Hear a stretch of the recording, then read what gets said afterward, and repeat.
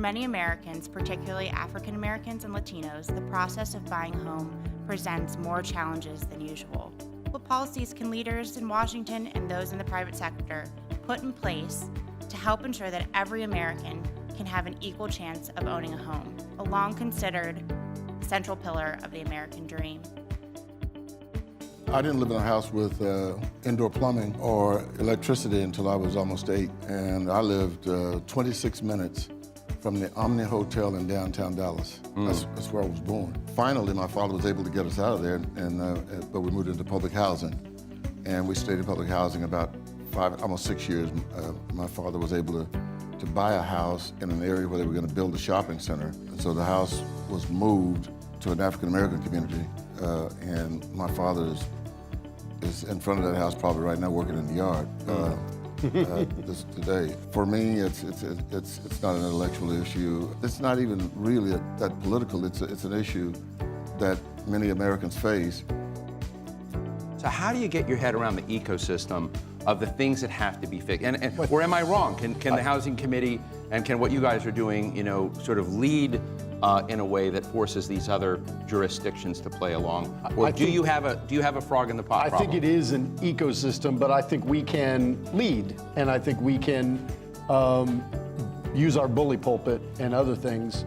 I think one of the big problems in affordable housing is the finance system, and the people who have not had access to credit, don't have credit, will never get credit because of the way the credit scoring system works.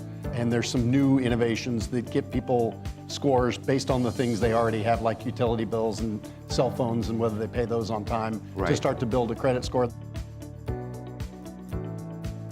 Deregulation has been very important to this administration. You focused on it. How has deregulation at HUD helped minorities get more affordable housing?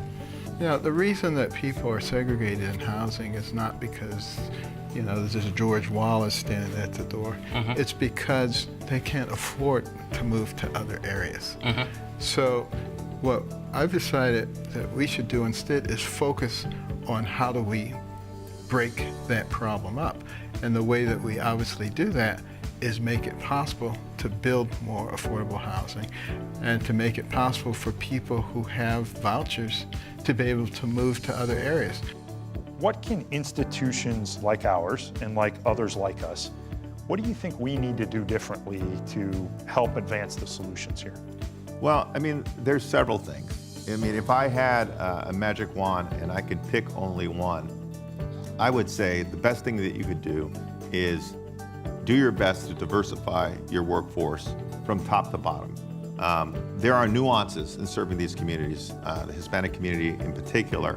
Having people inside your organization in managerial roles, the board level, and at the point of sale, who understand those nuances, who come from those communities, is probably the one thing that financial institutions can do to really change that paradigm for them.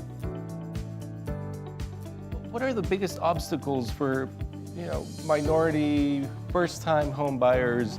They make the choice, they say, it's time. And then what happens? Well, I would say the first barrier is sort of a lack of investment on the federal government's part to invest in Black people, Black and Latino people. Remember that the home ownership boom after the Second World War especially occurred because of federal infusion of cash into potential home buyers. There's no reason to think why we can't have more home buyers from Black and brown communities if we provide that infusion or boost from the federal government. We got to make home ownership a high priority for local, state, and federal elected officials and public policy makers, and reducing the time that it takes to get through the home buying process, particularly for those people who are seeking a FHA or a conventional mortgage. That process can be long, it can be intimidating, and again, if you come from a community that's been historically discriminated against, it can be an overwhelming process. So one of the biggest challenges and obstacles is lack of information and education for the community, for the Latino and minority communities, to empower them so they can take an informed decision, and they can use all the resources that are available in their area.